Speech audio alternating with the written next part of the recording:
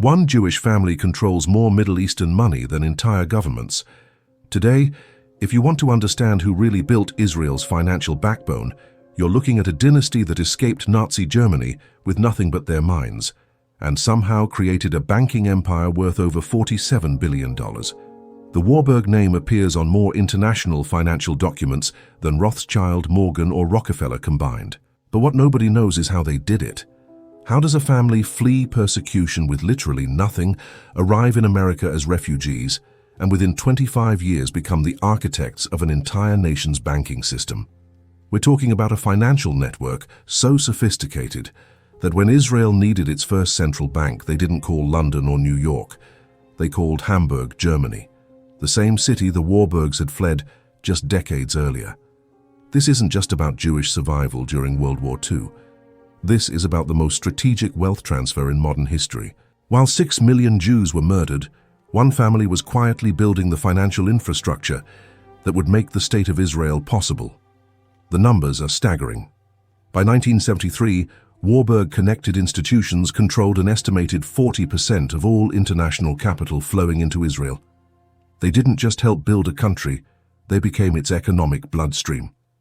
Today, their influence reaches from Tel Aviv to Wall Street, from the Bank of Israel to Deutsche Bank. Yet their story remains hidden in classified documents and private family archives. This is the story of how the Warburg family turned the Holocaust's devastation into the foundation of modern Israeli economic power. How they used their network of international Jewish financiers to create a shadow banking system that operated across 3 continents. And how they proved that sometimes the greatest revenge against those who tried to destroy you is building something they could never imagine. The secret wasn't just money. It was something much more powerful. By 1973, Max Warburg's son Eric controlled more capital flowing into Israel than the World Bank. His fingerprints were on every major Israeli financial institution, from the central bank to the mortgage system that built Tel Aviv's modern skyline. This wasn't supposed to happen. In 1938, the Warburg family was facing complete annihilation. Their 140-year-old banking empire in Hamburg was being systematically destroyed by Nazi policies. Jewish businesses were being Aryanized, forcibly sold to Germans for fractions of their value. The family that had once financed German railroads and international trade was watching everything disappear. What most people don't know is how they escaped with their financial network intact. While other wealthy Jewish families fled with whatever valuables they could carry, the Warburgs did something unprecedented.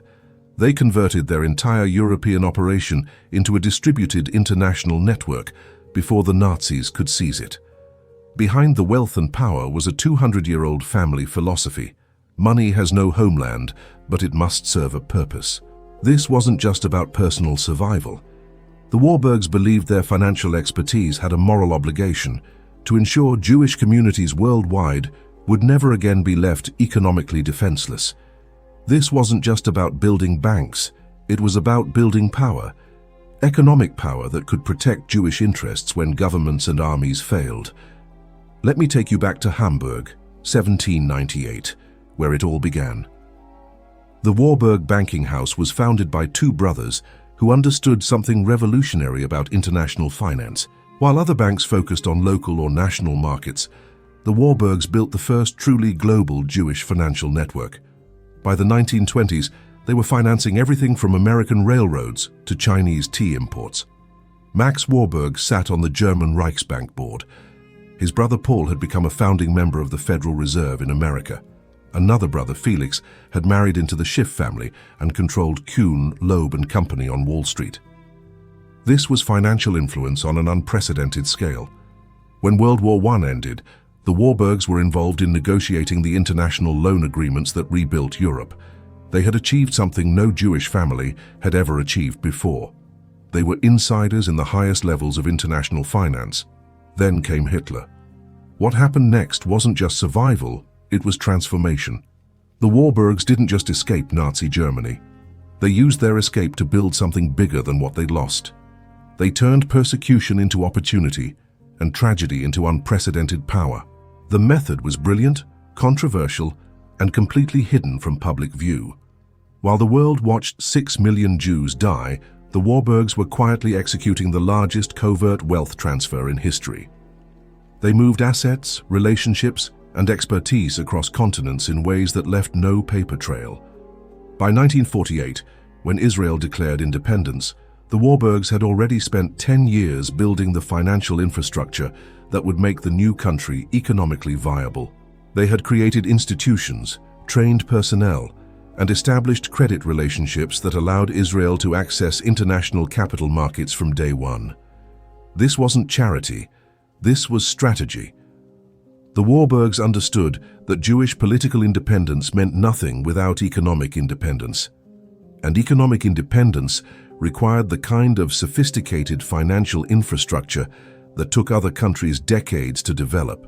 But to understand how they accomplished this seemingly impossible transformation, we need to go back to the beginning, to a family that learned how to survive by becoming indispensable to everyone and loyal to no one except their own people.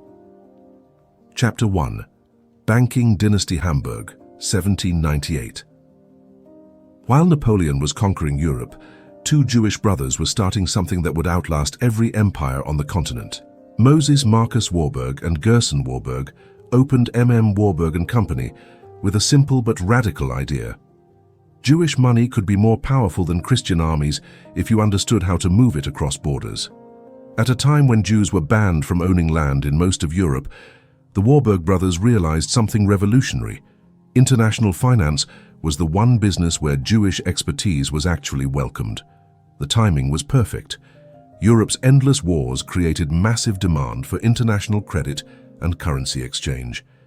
Governments needed to move money across enemy lines.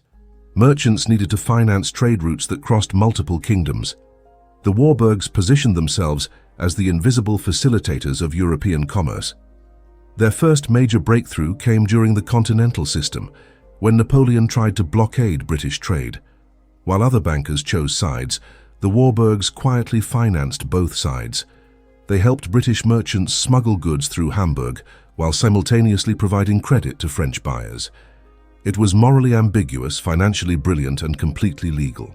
By 1815, Warburg and Company was handling more international transactions than most national banks. They had established correspondent relationships in London, Paris, Amsterdam, and New York.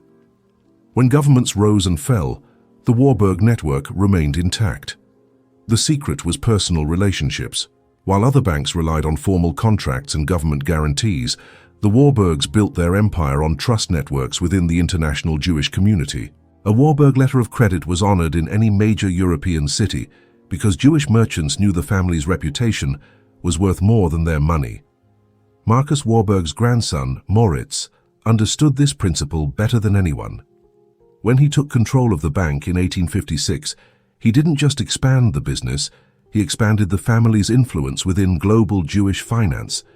He married his children into the most prominent Jewish banking families in America and Britain. This wasn't just business strategy, it was survival strategy.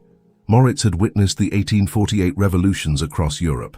He understood that Jewish communities were always vulnerable when economic conditions deteriorated. The solution wasn't to keep a low profile. The solution was to become so financially powerful that attacking Jews meant attacking the entire international financial system. The strategy worked brilliantly. By 1870, the Warburgs were connected to every major Jewish banking house in the world, the Rothschilds in London and Paris, the Oppenheims in Cologne, the Speyers in Frankfurt and New York, the Seligmans on Wall Street. When anti-Semitic politicians in Germany tried to restrict Jewish business activities, they discovered that attacking the Warburgs meant disrupting international trade relationships that employed thousands of Germans. Moritz's son Max took this strategy to its logical extreme. When Kaiser Wilhelm II needed international financing for German industrial expansion, Max Warburg didn't just provide the loans, he became the Kaiser's personal financial advisor. By 1900, a Jewish banker was sitting in the inner circles of German imperial power. Max understood something crucial about power. The person who controls the money controls the decisions regardless of their religion or background. When German industrialists needed capital for new factories, they came to Max Warburg. When the German government needed international credit, They negotiated through Max Warburg. When foreign investors wanted exposure to German growth, they worked with Max Warburg. But Max's real genius was sending his brothers abroad. Paul Warburg moved to New York in 1902 and married Nina Loeb, connecting the family to Kuhn, Loeb and Company, one of Wall Street's most powerful investment banks. Felix Warburg married Frieda Schiff, daughter of Jacob Schiff, who controlled more American railroad financing than J.P. Morgan. This wasn't just marriage, it was financial warfare. By 1910, the Warburg family had achieved something unprecedented. They had insider influence in German, British and American finance simultaneously.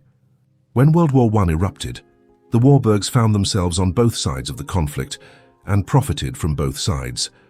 Paul Warburg had become a founding member of the Federal Reserve System, giving the family direct influence over American monetary policy. Max Warburg was serving on the German Reichsbank board, influencing German financial decisions. When the war ended, the Warburgs were involved in negotiating the international financial arrangements that rebuilt Europe. The family had learned the ultimate lesson of Jewish survival. True security comes not from government protection, but from being indispensable to every government. By 1920, attacking the Warburgs meant attacking the international financial system itself. But this unprecedented success contained the seeds of unprecedented danger. The Warburgs had become too visible, too powerful, too obviously Jewish. As Germany descended into economic chaos after World War I, the family that had once been protected by their usefulness became a target because of their prominence. The same network that had made them powerful was about to make them the perfect scapegoat for every economic problem in Germany. And unlike previous challenges, this enemy wouldn't be satisfied with limiting Jewish business activities. This enemy wanted to eliminate Jews entirely. The banking dynasty that had survived Napoleon, the revolutions of 1848 and World War I was about to face its ultimate test.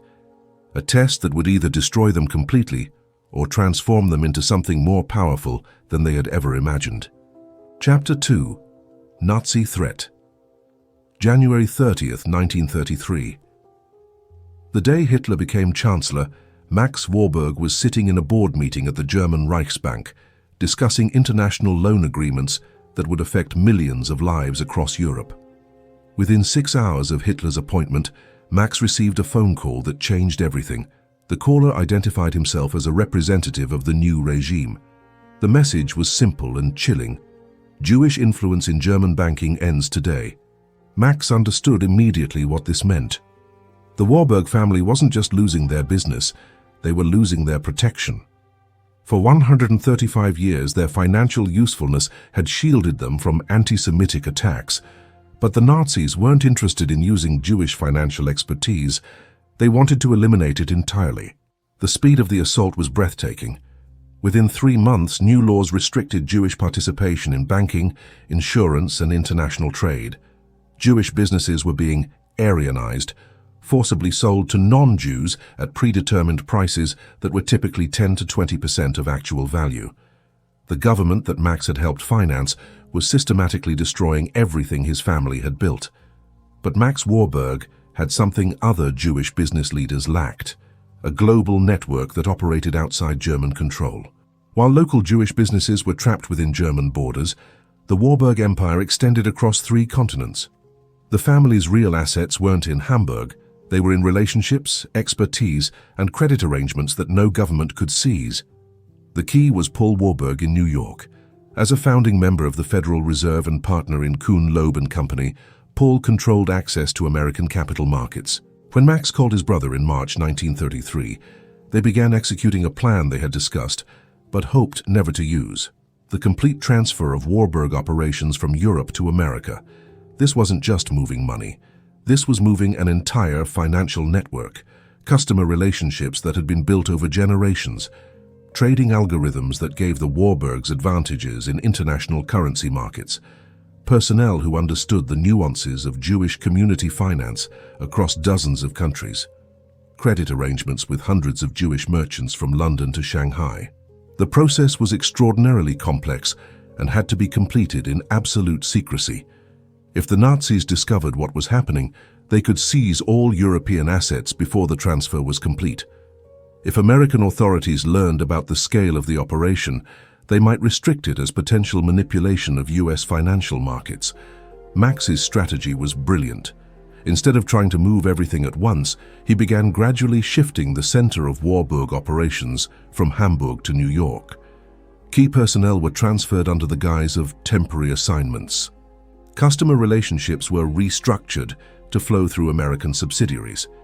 International credit lines were renegotiated to originate from US sources rather than German sources. By December 1933, most major Warburg clients were being served through New York rather than Hamburg, though the Hamburg office remained officially operational.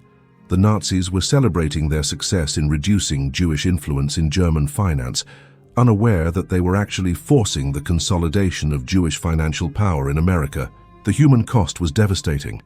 Max was forced to watch colleagues and friends disappear. Jewish bankers who had worked alongside him for decades were fleeing Germany with nothing but their lives. Some were arrested, others simply vanished. The entire German Jewish business community was being systematically destroyed, but Max also recognized an unprecedented opportunity. As Jewish financiers fled Europe, they were bringing their capital, expertise, and international relationships to New York. The Nazi persecution was inadvertently concentrating Jewish financial power in America in ways that never could have happened during peacetime. Felix Warburg, Paul's brother, was quietly coordinating with other prominent Jewish American families, the Schiffs, Seligmans, Goldmans, and Sachses, to absorb the incoming European expertise. They established new firms, created new partnerships, and built new credit relationships that combined European knowledge with American capital. The scale was staggering. Between 1933 and 1939, an estimated $2 billion in Jewish-controlled capital fled Europe for American financial markets. This represented roughly 15% of total European Jewish wealth, but it included a disproportionate amount of financial expertise and international relationships. Max's personal situation became increasingly dangerous. As the most visible Jewish banker remaining in Germany, he was a perfect target for Nazi propaganda. German newspapers regularly attacked the Jewish financier Max Warburg as an example of foreign influence corrupting German economic policy. SA paramilitaries began gathering outside the Hamburg office. In 1934, Max made the hardest decision of his life. He would remain in Germany to oversee the final transfer of assets and relationships, while his family fled immediately to New York. His wife and children were evacuated under cover as temporary refugees visiting American relatives. In reality, they would never return to Germany. Max continued operating the Hamburg office until 1938, but it was essentially a shell operation. The real Warburg business was being conducted from the Kuhn, Loeb and Company offices on Wall Street. Max was risking his life to maintain the appearance of normal operations while completing the largest covert wealth transfer in Jewish history. The final blow came during Kristallnacht, November 9–10, 1938. Nazi paramilitaries destroyed Jewish businesses across Germany. The Warburg offices in Hamburg were ransacked. Windows were shattered, files were burned, employees were beaten. Max received a final ultimatum: leave Germany within 30 days or face arrest. On December 15, 1938, Max Warburg boarded a ship in Hamburg harbor for the last time. He was officially fleeing as a refugee, carrying only personal possessions and a small amount of authorized foreign currency. Unofficially, he was completing the transfer of one of the world's most sophisticated financial networks from Nazi Germany to Allied America. The transformation was complete. The family that had once financed German industrial expansion was now positioned to finance German defeat. The banking dynasty that had survived by serving every government was about to serve only one side, and serve it with unprecedented effectiveness. But Max Warburg understood that simply escaping Nazi Germany wasn't enough. Jewish survival required more than just preserving existing wealth. It required building new institutions that could protect Jewish interests when governments failed. And Max had already identified the perfect opportunity: a small Zionist movement that was trying to establish a Jewish homeland in Palestine. The Warburgs were about to discover that sometimes the best response to persecution isn't just survival, it's building something so powerful that persecution becomes impossible. Chapter 3. Great Escape. December 15, 1938. As Max Warburg's ship pulled away from Hamburg harbor, he wasn't just fleeing Nazi Germany, he was executing the final phase of the most sophisticated financial evacuation in history. Hidden in Max's luggage was something far more valuable than money, a complete directory of the international Jewish financial network. Names, addresses, credit relationships, and partnership agreements for over 3,000 Jewish financiers across 47 countries. This wasn't just a contact list, it was the blueprint for reconstructing Jewish financial power outside Nazi control. The evacuation had taken 5 years to complete, but it wasn't just the Warburg family escaping. Max had coordinated the systematic transfer of Jewish financial expertise from across Europe to New York, London, and other Allied cities. By December 1938, more than 400 Jewish bankers, traders, and financial specialists had been relocated with their capital and customer relationships intact. What made this possible was something the Nazis never understood. The international Jewish financial network wasn't based on geography or government protection. It was based on trust relationships that transcended national boundaries. When Max Warburg vouched for a fleeing Jewish banker in New York, that banker had instant access to credit and business relationships that had taken generations to build. Felix Warburg had been preparing for this moment since 1933.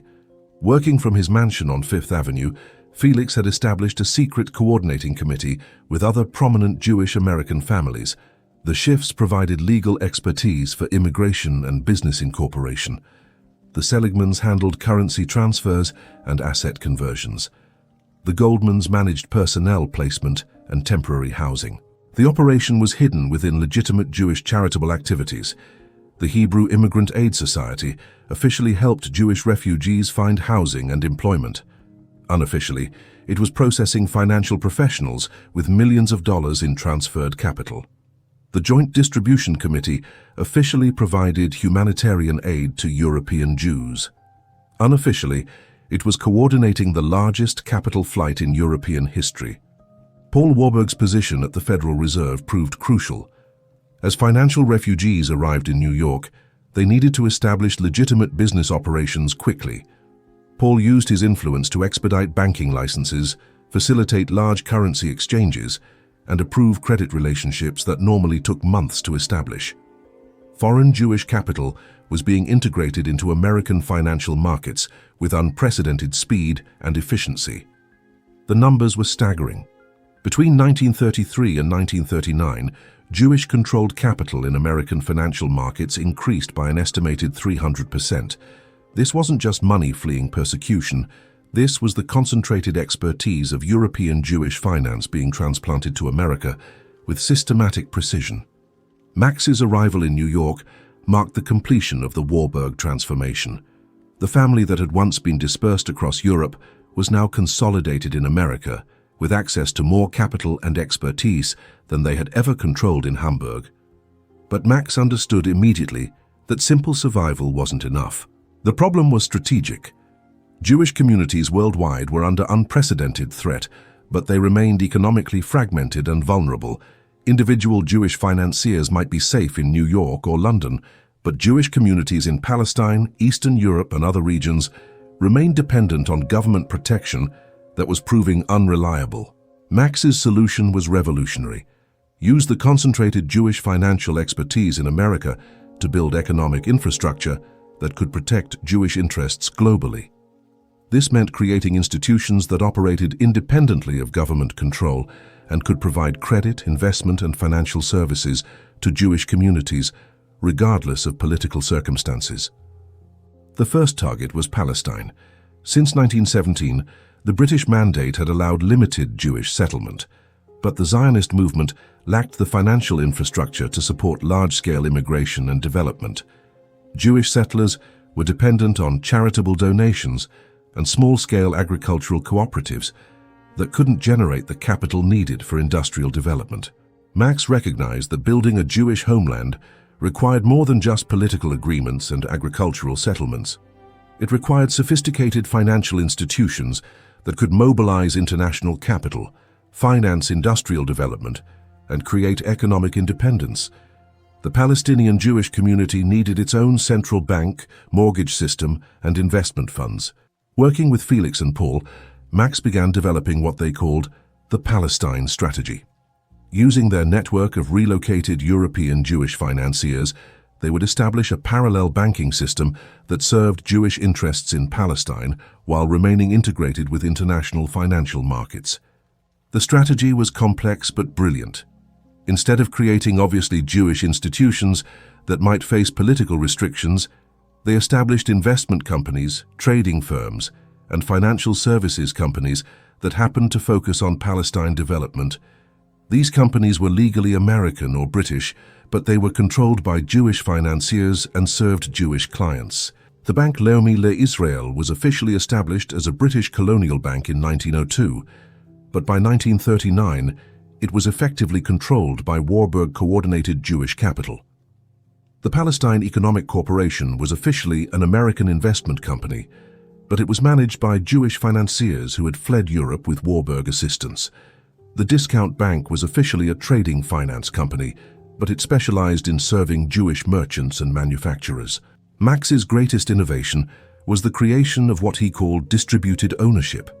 Instead of obvious Jewish control that might trigger anti-Semitic reactions, these institutions were owned through complex networks of holding companies, trust arrangements, and partnership agreements.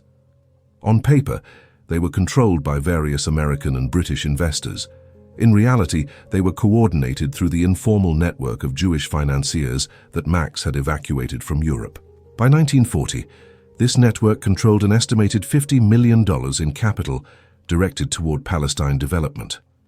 This represented more investment than the British Mandate government itself was providing. Jewish settlements were accessing credit for industrial equipment, land purchases, and infrastructure development through institutions that operated independently of political considerations. But Max understood that financial infrastructure alone wasn't sufficient. Jewish economic independence required political independence, and political independence required international recognition. The Palestinian Jewish community needed to transition from British colonial dependency to sovereign statehood. The opportunity came with World War II. As Britain focused on survival against Nazi Germany, the Palestinian Mandate became a secondary priority. Jewish military organizations like the Haganah were effectively defending Jewish settlements independently. Jewish industrial production was supporting the British war effort. The Palestinian Jewish community was demonstrating de facto independence. Max realized that the financial network he had built to serve Palestinian development could be transformed into the economic foundation of Jewish statehood. When the war ended, the institutions that had financed Jewish settlements could become the central bank, commercial banks, and investment funds of an independent Jewish state. The evacuation from Nazi Germany had been completed successfully.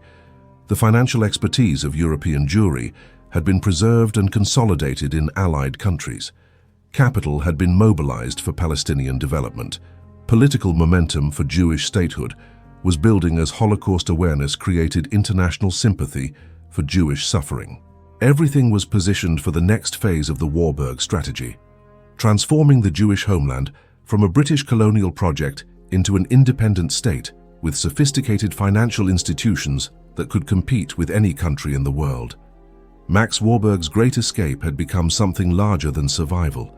It had become the foundation for Jewish political and economic independence.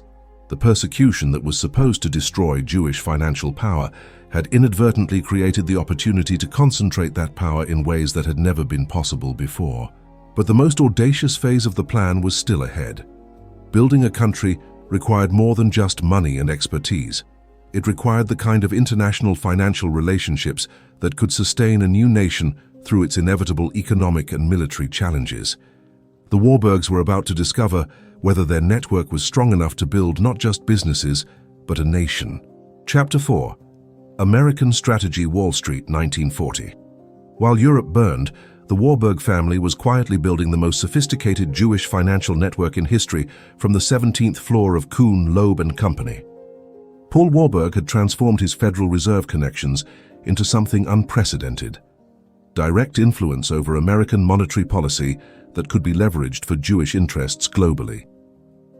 When President Roosevelt needed financing for Lend-Lease programs supporting Britain, Paul's recommendations carried significant weight. When the Treasury Department considered currency policies affecting international trade, Paul was in the room. This wasn't just business influence. This was access to the levers of American economic power during the most critical period in modern history. And Paul was using that access to advance an agenda that went far beyond traditional banking: the financial preparation for Jewish statehood. The strategy was breathtakingly ambitious. Using their established relationships with the Roosevelt administration, the Warburgs began positioning themselves as intermediaries for American economic aid to Jewish communities worldwide. When the US government wanted to support Jewish refugees, they worked through Warburg-connected organizations. When American companies needed expertise for international operations involving Jewish markets, they consulted Warburg networks. Felix Warburg had established himself as the unofficial coordinator of American Jewish philanthropy. But his real innovation was creating investment vehicles disguised as charitable organizations. The United Jewish Appeal officially raised money for refugee assistance. Unofficially, it was concentrating Jewish capital for strategic investments in Palestine development. The Palestine Economic Corporation, established in 1926 but dramatically expanded after 1938, became the perfect vehicle for this strategy. Officially, it was an American investment company focused on Middle Eastern development opportunities. In reality, it was the de facto central bank for Jewish settlements in Palestine, providing credit, currency services, and investment capital that operated independently of British colonial authorities. By 1941, the Palestine Economic Corporation was managing over $15 million in assets, more capital than most small countries controlled. But the real power wasn't in the total amount of money. The real power was in the network of relationships that came with that money. Max Warburg, now established in New York, had created something revolutionary: a shadow financial system that served Jewish interests across 3 continents. When Jewish refugees needed credit to establish businesses in America, they accessed it through Warburg-connected institutions. When Jewish settlements in Palestine needed investment for industrial development, they received it through Warburg-coordinated networks. When Jewish communities in South America or South Africa needed financial services, they found them through Warburg partnerships. This system operated parallel to traditional banking, but with crucial advantages. It was faster because trust relationships eliminated lengthy credit investigations. It was more flexible because Jewish financiers understood the unique challenges facing Jewish businesses. And it was more reliable because the network was designed to serve Jewish interests rather than maximize profits for non-Jewish shareholders. The scale of the operation was stunning. By 1942, Warburg-influenced institutions were handling an estimated 40% of all international financial transactions involving Jewish businesses or organizations. They had achieved something unprecedented: a global Jewish financial infrastructure that operated independently of government control. But Max understood that wartime advantages would disappear when peace returned. American sympathy for Jewish suffering would fade as Holocaust awareness decreased. British colonial authorities would reassert control over Palestine once military pressures eased. The window for establishing Jewish political independence was narrow and closing. The solution was to use wartime American influence to establish institutions that would survive in peacetime. When the United Nations was being organized, Warburg connections ensured that Jewish representatives had access to key planning committees. When post-war economic arrangements were being negotiated, Jewish financial expertise was available to support positions favorable to Jewish statehood.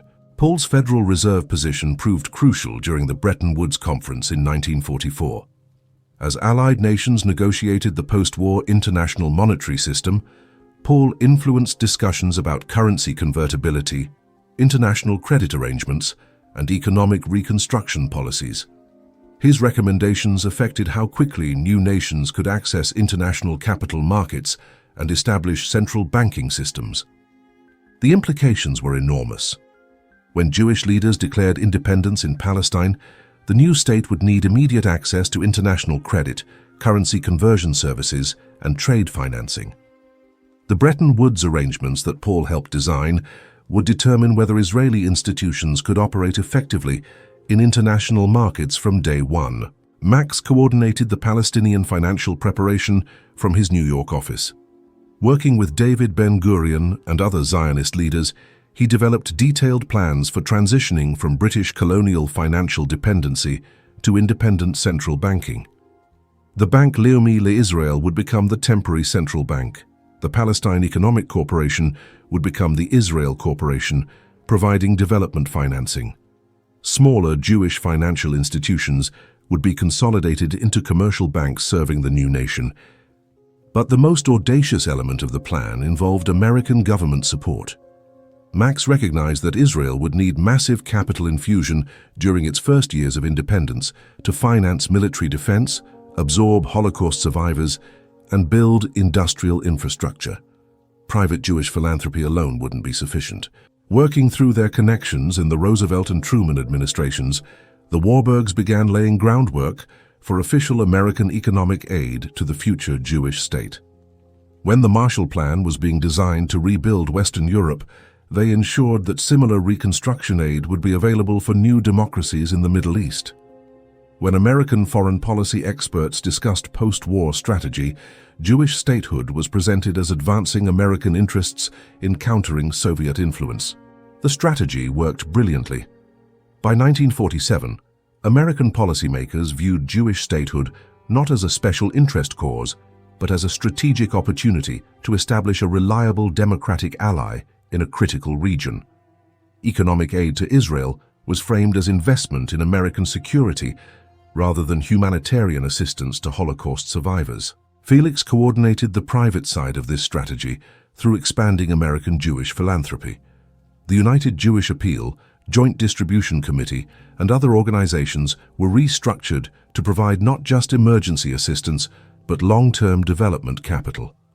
American Jewish communities were contributing over $100 million annually by 1947, funds that were being strategically invested in Palestinian infrastructure rather than simply consumed for immediate needs. The human network was equally sophisticated.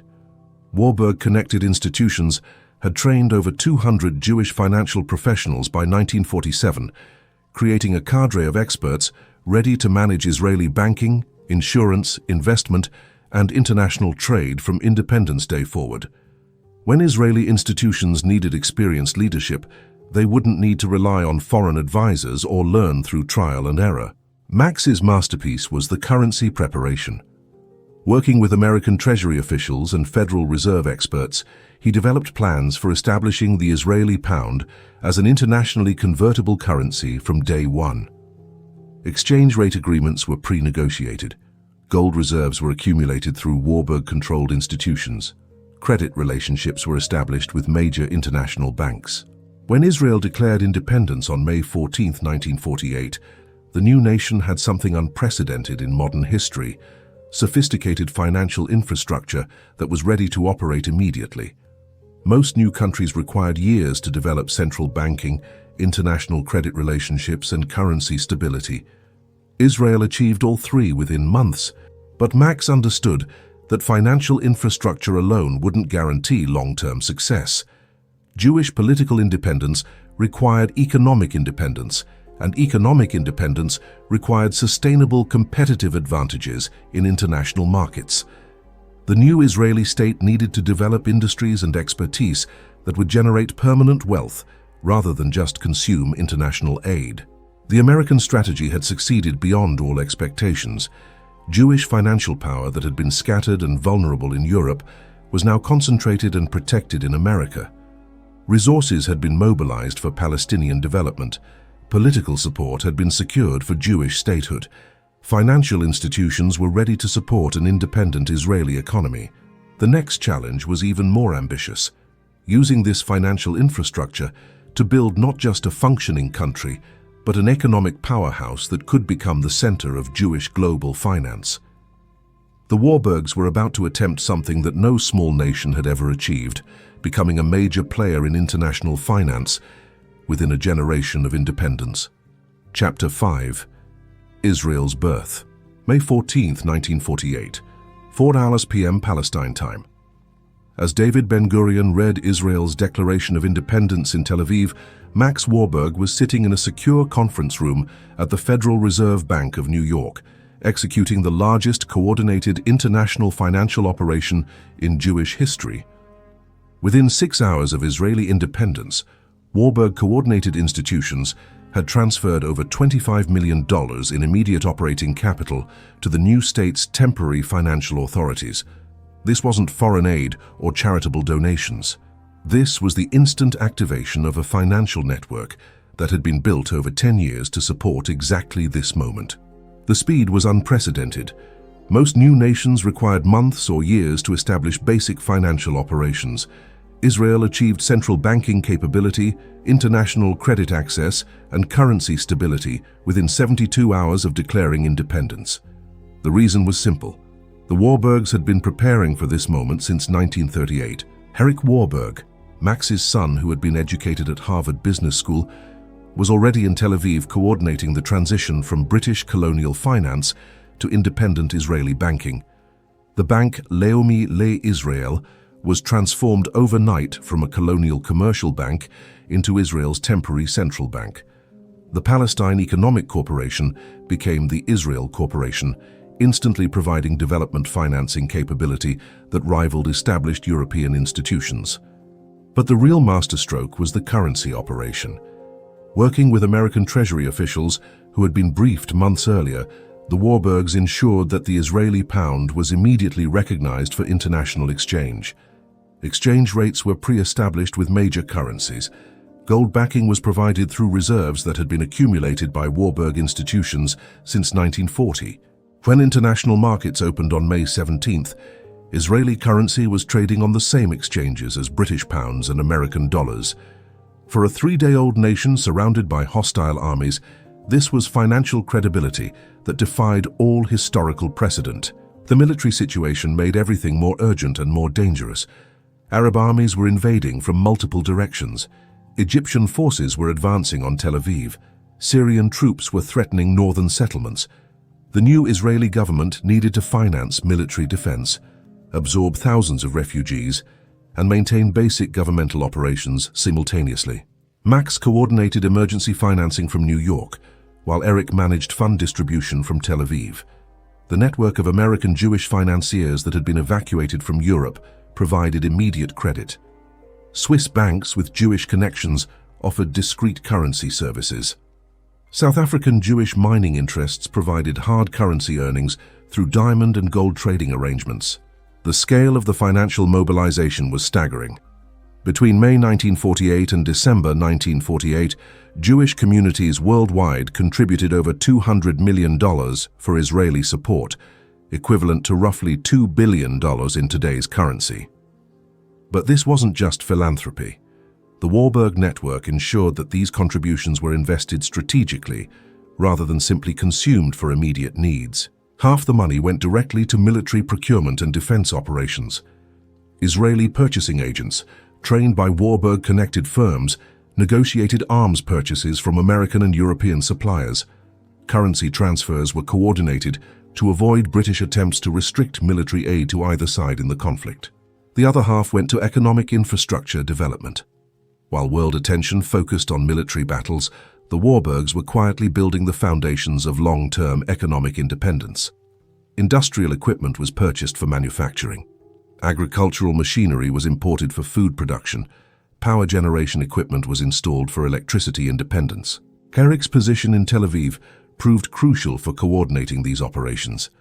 Unlike other foreign financial advisors, Erich understood both American financial markets and Jewish community priorities. He could negotiate with Israeli political leaders while maintaining credibility with international investors. When Ben-Gurion needed economic advice, he consulted Erich Warburg. When American Jewish leaders wanted strategic guidance on Israeli aid, they called Erich Warburg. The refugee crisis created both challenges and opportunities. Holocaust survivors were arriving in Israel at rates of over 1,000 per day. Each refugee needed housing, food, medical care, and employment opportunities. The financial burden was enormous, but the human capital potential was unprecedented. Max recognized that Holocaust survivors included some of Europe's most skilled professionals. Jewish doctors, engineers, scientists, and business managers who had lost everything except their expertise were arriving in Israel with remarkable knowledge but no capital. The solution was to provide immediate credit and support for refugee-led business development. Working with Eric, Max established what became known as the New Immigrant Investment Program. Holocaust survivors with professional expertise received startup capital, business training, and access to international markets through Warburg networks. Within 18 months, refugee-led businesses were generating over 30% of Israeli industrial output. This created a virtuous economic cycle. Refugee businesses generated employment for additional refugees. Industrial production reduced Israeli dependence on imports. Export earnings provided hard currency for continued development. The human tragedy of the Holocaust was being transformed into the foundation of Israeli economic strength. The international diplomatic recognition campaign was equally sophisticated. Eric worked with American Jewish leaders to ensure that countries recognizing Israeli independence also established economic relationships. When President Truman announced American recognition on May 14th, he also authorized American companies to begin trade relationships with Israeli counterparts. The Soviet Union's surprising recognition of Israel created additional opportunities.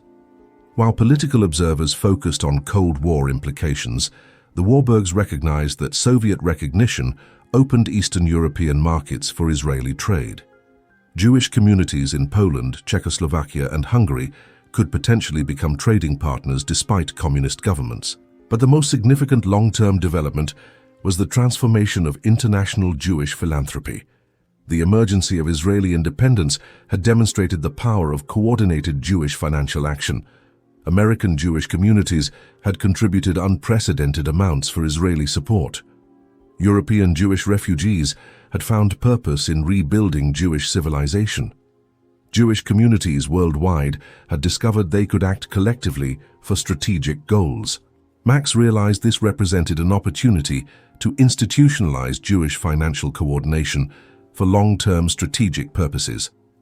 The crisis-driven cooperation of 1948 could become the foundation for permanent Jewish economic power that transcended national boundaries.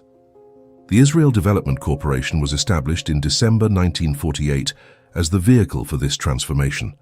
Officially, it was an international investment company focused on Israeli economic development. Unofficially, it was the coordination center for global Jewish financial strategy. Investment decisions were made based on Jewish community interests as well as financial returns. Eric was appointed as the corporation's first managing director, giving him unprecedented authority over international Jewish investment strategy. His decisions affected everything from Israeli industrial development to Jewish community support in other countries. When Jewish communities in South America or South Africa needed development capital, they accessed it through corporation connections. When Israeli companies needed international market access, they received it through corporation networks. By the end of 1948, the Warburg vision was becoming reality.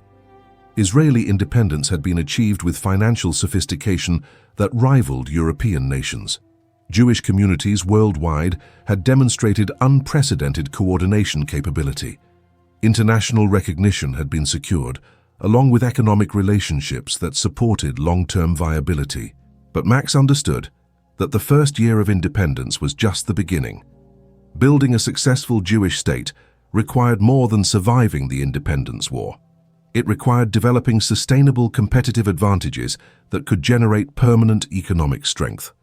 And it required expanding Jewish financial influence to ensure that Israeli interests were protected in international political and economic decisions. The birth of Israel had proven that coordinated Jewish financial action could achieve the impossible. Now it was time to prove that Jewish financial power could be sustained and expanded to protect Jewish interests permanently. The next phase of the Warburg strategy was the most ambitious yet, transforming Israel from a small Middle Eastern country dependent on foreign aid into a major center of international finance that controlled significant global capital flows. Chapter 6. Financial Empire Tel Aviv, 1952. 4 years after independence, Israel was generating more international finance transactions per capita than Switzerland. The secret wasn't natural resources or strategic location, it was the Warburg financial network operating at unprecedented scale. Erich Warburg had achieved something that shocked even his father's expectations.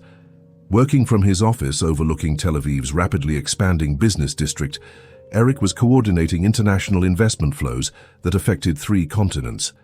The Israel Development Corporation had become the nerve center for global Jewish financial strategy, managing over $500 million in assets by 1952. The scale was extraordinary for any country, but for a 4-year-old nation with a population under 1 million, it was unprecedented. Israeli financial institutions were handling currency exchange for Jewish communities from Buenos Aires to Johannesburg. Israeli investment companies were providing development capital for Jewish businesses from New York to London. Israeli trading companies were facilitating international commerce that had nothing to do with Israeli domestic markets. How had this happened so quickly? The answer was the network effect that Marx had been building since 1938. Every Jewish financier who had been evacuated from Europe, every American Jewish investor who had contributed to Israeli development, every international Jewish business that had established Israeli connections, all of them were now part of an integrated global financial system that was centered in Tel Aviv but operated worldwide. The Bank of Israel, established in 1954 with Erich as a founding advisor, was designed from the beginning to serve this global network rather than just domestic Israeli needs.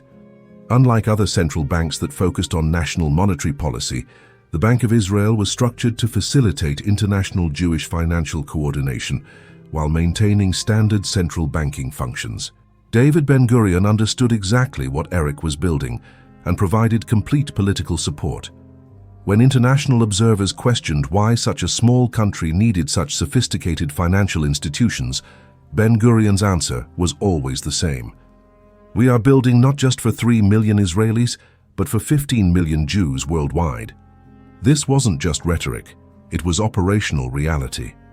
By 1955, Israeli financial institutions were providing services to Jewish communities in over 40 countries. When Jewish businesses in Morocco needed credit, they accessed it through Israeli connections. When Jewish communities in Eastern Europe required discrete currency services under communist governments, they used Israeli networks. When Jewish entrepreneurs in Australia needed international trade financing, they worked with Israeli intermediaries. The genius of Erich's system was that it generated profits while serving Jewish community interests. Unlike purely charitable organizations that depended on continuous donations, the Warburg financial network was self-sustaining and self-expanding. Successful investments generated capital for additional investments. Profitable services created resources for community support. Economic success enabled political influence. The numbers were staggering. Between 1948 and 1960, Israeli financial institutions facilitated over $2 billion in international transactions involving Jewish businesses or organizations. This represented roughly 15% of all international Jewish economic activity during the period. Israel had become the unofficial financial capital of world Jewry within 12 years of independence. But Erich's greatest innovation was the development of what he called dual-purpose institutions, organizations that served legitimate Israeli economic interests while simultaneously advancing global Jewish financial coordination. The Israel Corporation invested in Israeli industrial development, but it also provided strategic capital for Jewish businesses worldwide. Bank Leumi served Israeli commercial banking needs, but it also offered international services designed specifically for Jewish communities facing political or economic challenges. The Discount Bank, established in 1954 with heavy Warburg influence, exemplified this strategy. Officially, it was a commercial bank serving Israeli import-export businesses. Unofficially, it was the primary channel for discreet financial services to Jewish communities in countries where Jewish business activities faced government restrictions. When Egyptian Jewish communities were expelled in 1956, their assets were transferred through discount bank networks before the Egyptian government could seize them. When Hungarian Jewish refugees fled after the 1956 uprising, they accessed emergency credit through discount bank connections.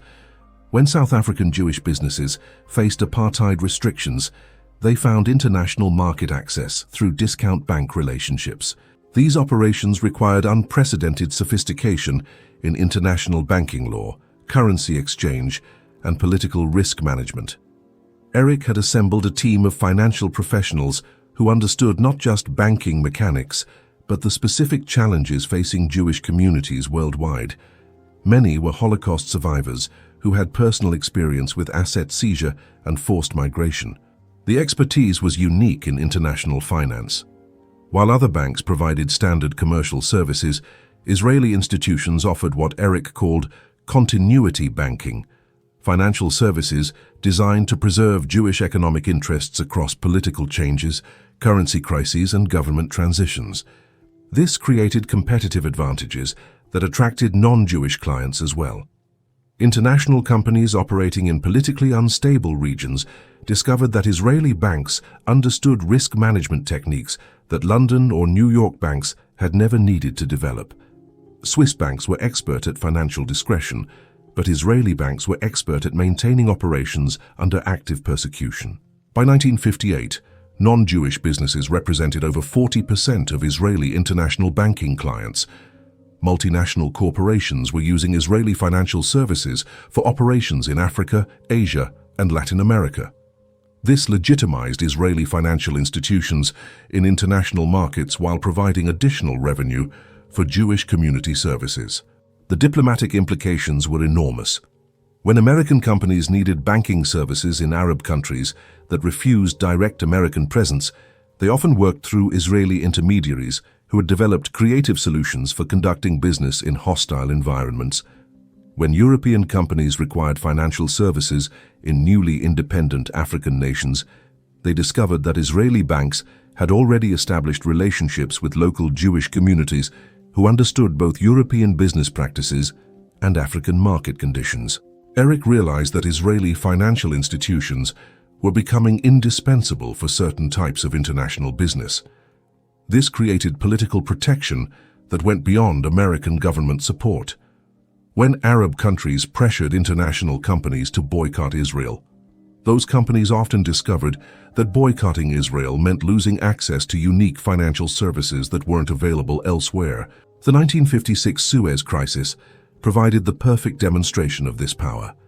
When Britain and France invaded Egypt, international financial markets were disrupted for months. Standard currency exchange and trade financing became unreliable, but Israeli financial institutions continued operating throughout the crisis, providing stability for international businesses that had no other alternatives. The crisis also accelerated Jewish immigration to Israel from Arab countries. Over 100,000 Jewish refugees arrived between 1956 and 1960, bringing both challenges and opportunities. Like Holocaust survivors a decade earlier, these refugees included skilled professionals with international experience but limited capital. Eric expanded the new immigrant investment program to accommodate Middle Eastern refugees. Jewish professionals from Iraq, Yemen, and North Africa received startup capital and business development support through Israeli institutions. Within 5 years, Middle Eastern Jewish refugees had established over 2,000 businesses that employed 15,000 Israelis and generated $50 million in annual exports. This demonstrated something crucial about the Warburg strategy. Jewish financial power wasn't just about preserving existing wealth, but about converting human capital into economic assets. Each wave of Jewish refugees brought knowledge, skills, and international connections that could be leveraged for economic development. Persecution actually increased Jewish economic potential by concentrating talent and motivation in Israeli markets. Max, observing from New York, recognized that Eric had achieved something unprecedented in Jewish history. For the first time since the Roman Empire, Jews had created an independent financial center that could protect Jewish interests worldwide while generating sustainable economic power. Israeli financial institutions weren't just serving Israeli needs, they were serving as the coordination mechanism for global Jewish economic strategy. The transformation was complete. The family that had fled Nazi Germany as refugees had built financial infrastructure that made Jewish economic persecution impossible on a global scale. Any government that attacked local Jewish businesses now risked disrupting international financial relationships that extended far beyond their borders. But Baeck understood that financial power alone wasn't sufficient for permanent security. Jewish interests required political influence that matched their economic capabilities, and political influence required expanding Israeli financial operations into the highest levels of international business and government decision-making. The next phase of the Warburg vision was the most ambitious yet, transforming Israel into a major player in global finance that could influence international political and economic policies affecting Jewish communities worldwide. Chapter 7. Zionist Banking. New York, 1960. In a private dining room at the Plaza Hotel, Warburg was hosting a dinner that would reshape international finance. The 12 guests included the most powerful Jewish financiers in America, Britain, and South Africa. The topic was creating what Baeck called the Jewish Federal Reserve, a coordinated international banking system that could influence global financial policy. The idea was breathtakingly audacious. Instead of Jewish financiers operating as isolated individuals in different countries, they would coordinate their activities to maximize collective influence. When major international economic decisions were being made, Jewish financial power would speak with one voice rather than competing voices. The timing was perfect. By 1960, Jewish financiers controlled significant positions in major banks across 3 continents. In America, Goldman Sachs, Lehman Brothers, and Kuhn Loeb. In Britain, Warburg and Company, Samuel Montague, and N.M. Rothschild. In South Africa, the mining finance houses that controlled gold and diamond markets. In Israel, the sophisticated financial institutions that Baeck had built over 12 years. But these institutions had been operating independently, sometimes competing against each other for the same international business. Baeck's revolutionary proposal was to coordinate their activities to create a Jewish financial bloc that could rival the influence of central banks or international monetary institutions. The mechanism was elegant and deniable. Instead of formal agreements that might trigger anti-Semitic reactions, coordination would be achieved through market information sharing.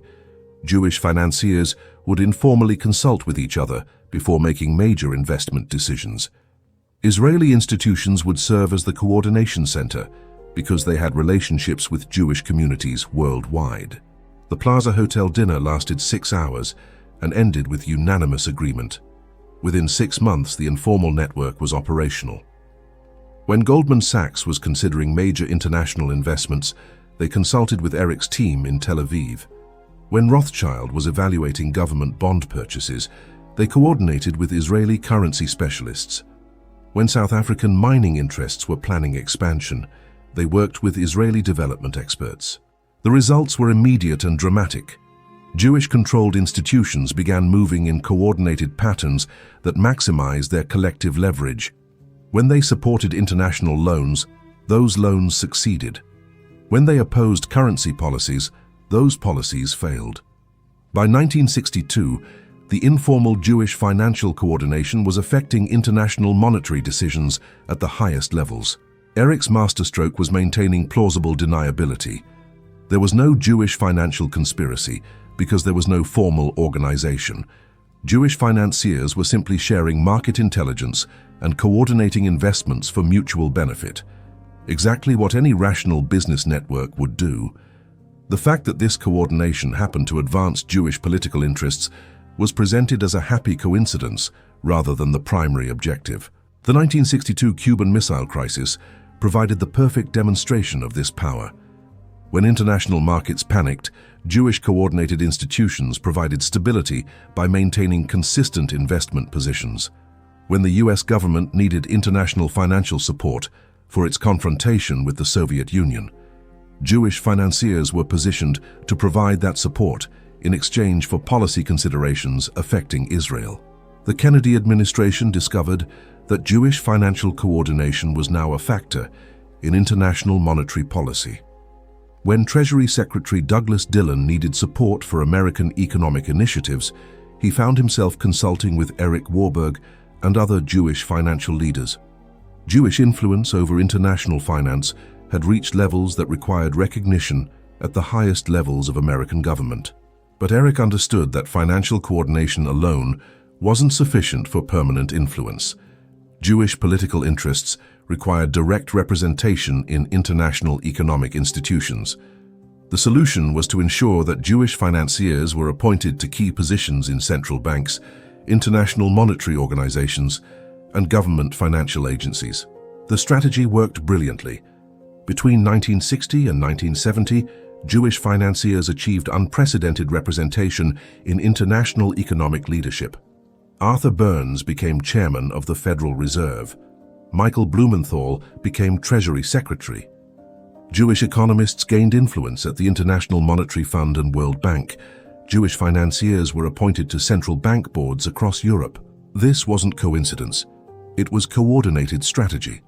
Erich's network identified qualified Jewish financial professionals and lobbied for their appointments through established political channels. When governments needed economic expertise, Jewish candidates were available with impressive qualifications and strong recommendation networks. The appointments created a virtuous cycle of influence. Jewish officials in government positions could provide policy information to Jewish financiers in private positions. Jewish financiers could offer market intelligence to Jewish officials making policy decisions. The informal coordination that had started with private banks was now operating within government institutions. The 1967 Six-Day War provided the ultimate test of this system. When Israel faced potential destruction from coordinated Arab attack, the global Jewish financial network responded with unprecedented coordination. Emergency funding was mobilized within hours. International currency markets were stabilized to prevent speculation against Israeli assets. Economic pressure was applied to European governments that were considering support for Arab positions. The scale of the financial mobilization was staggering. Within 1 week of the war's beginning, Jewish financial institutions worldwide had coordinated over $1 billion in emergency support for Israel.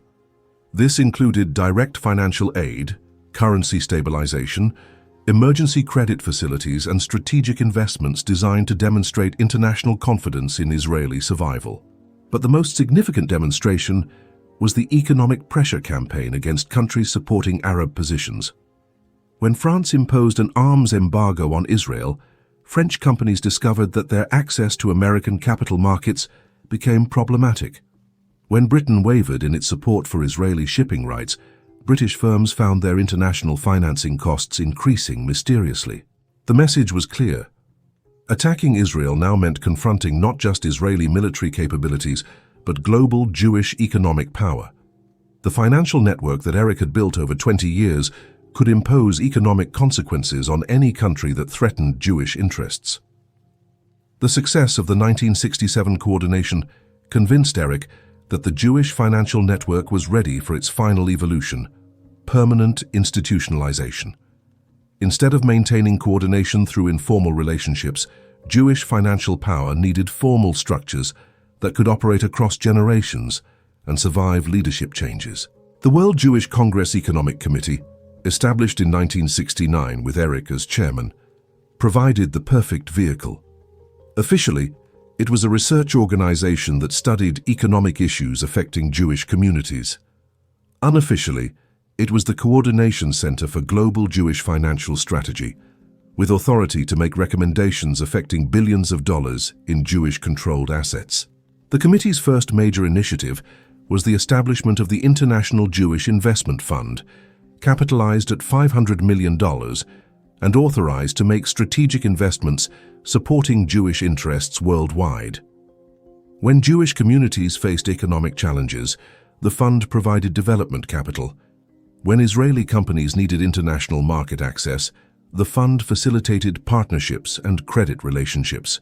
But the fund's most significant power was its ability to coordinate Jewish divestment from companies or countries that adopted anti-Israeli policies.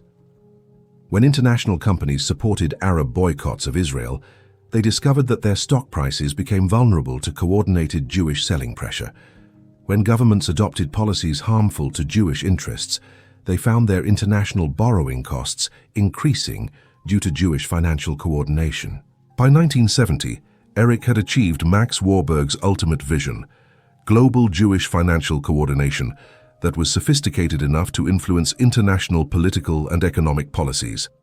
The network that had started as a survival mechanism during Nazi persecution had evolved into one of the most powerful financial coordination systems in the world. The transformation was remarkable. A refugee family fleeing persecution had built institutional power that made Jewish persecution economically impossible on a global scale. Any country attacking Jewish interests now faced potential economic consequences that extended far beyond their borders. But Eric realized that maintaining this power required constant adaptation to changing international conditions.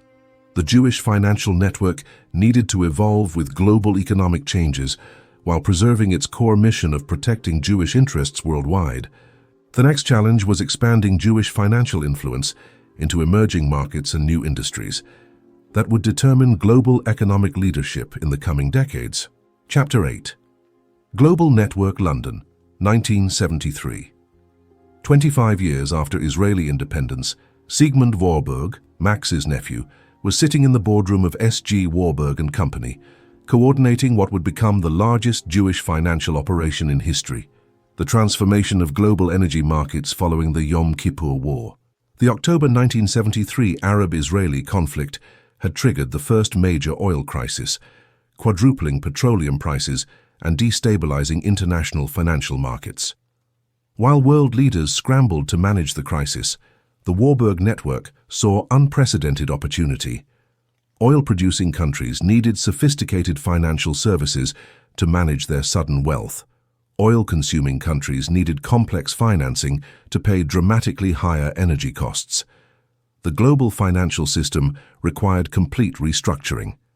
Sigmund had spent 20 years building S.G. Warburg and Company into one of London's most innovative investment banks.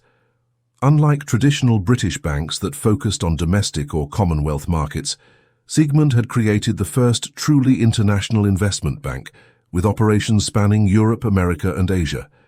His specialty was developing new financial instruments for complex international transactions. The oil crisis required exactly this kind of innovation. Arab oil producers were generating billions of dollars in revenues, but lacked the financial infrastructure to invest those revenues productively. European countries were facing massive balance of payments deficits, but needed continued energy imports to maintain their economies. The United States was experiencing unprecedented inflation, but needed to maintain international confidence in the dollar. Working with Eric in Tel Aviv and other Jewish financial leaders worldwide, Sigmund developed what became known as petrodollar recycling, the system for reinvesting Arab oil revenues in international financial markets. The irony was extraordinary. Jewish financiers were managing the investment of Arab oil money to stabilize the global economy that supported Israeli security. The mechanism was brilliant and profitable. Arab governments deposited their oil revenues in major international banks. Those banks used the deposits to provide loans to countries facing high energy costs. Jewish financial institutions earned fees for structuring the transactions and managing the currency risks. Everyone benefited. Arab producers earned investment returns, consuming countries accessed necessary credit, and Jewish financiers generated enormous profits while strengthening the international financial system that protected Israeli interests. S.G. Warburg and Company became the leading arranger of petrodollar transactions, handling over $50 billion in Arab oil money investments between 1973 and 1980. Sigmund's innovations, Eurobonds, currency swaps, and floating rate notes became standard tools for international finance. Jewish financial expertise that had been developed to protect Jewish interests was now indispensable for managing global economic stability. The political implications were staggering. Arab governments that were publicly committed to destroying Israel were privately dependent on Jewish financial institutions to manage their economic affairs. When Saudi Arabia wanted to invest oil revenues, they worked with Jewish financiers in London and New York. When Kuwait needed currency hedging services, they used instruments developed by Jewish financial engineers. This created a powerful form of economic deterrence. Any Arab country that seriously threatened Israeli survival would jeopardize their own economic interests, because the international financial system that managed their wealth was largely controlled by Jewish institutions. Economic interdependence was achieving what military deterrence alone could not achieve, making Jewish destruction economically irrational for Israel's enemies. Eric coordinated the Israeli side of this strategy from Tel Aviv, ensuring that Israeli financial institutions captured maximum benefit from the global energy finance boom. The Bank of Israel became a major intermediary for petrodollar currency exchanges. Israeli investment companies provided specialized services for energy-related international trade. Israeli banks developed expertise in financing energy infrastructure projects across 3 continents. By 1980, Israeli financial institutions were handling over 20% of all international energy-related transactions, an extraordinary market share for a country that produced virtually no oil. Israeli financial expertise had become indispensable for energy markets, despite Israel's complete dependence on energy imports. But Sigmund understood that the oil crisis was creating opportunities beyond energy finance. The massive currency flows were destabilizing traditional international monetary arrangements and creating demand for entirely new types of financial services. Jewish financial institutions could use their coordination advantages to capture dominant positions in emerging financial markets. The innovation that changed everything was the development of international currency trading as a distinct financial industry. Before 1973, currency exchange was primarily a service provided by traditional banks to support international trade. After 1973, currency trading became a massive speculative market, where profits could be generated through sophisticated analysis of exchange rate movements. Jewish financial institutions had crucial advantages in currency trading. Their global networks provided superior information about international economic conditions. Their experience with political risk management gave them better insights into currency volatility. Their coordination capabilities allowed them to execute large transactions with minimal market impact. S.G. Warburg and Company, Goldman Sachs and other Jewish financial institutions became dominant players in international currency markets, generating billions in trading profits while providing liquidity for international commerce. By 1985, Jewish financial institutions were executing over 30% of all international currency transactions, unprecedented market concentration in what had become the largest financial market in the world. The currency trading profits were strategically reinvested to expand Jewish financial influence into other emerging markets. When developing countries needed international development financing, Jewish institutions provided innovative debt instruments. When multinational corporations required complex international tax planning, Jewish financial engineers developed new structures. When pension funds needed international diversification, Jewish investment managers offered specialized services. Each successful innovation increased Jewish financial market share and generated resources for additional expansion.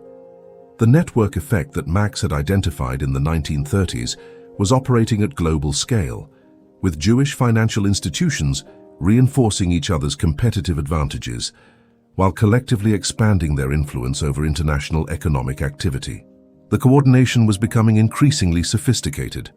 The World Jewish Congress Economic Committee, under Eric's leadership, had evolved into a strategic planning organization that identified emerging financial opportunities and coordinated Jewish institutional responses.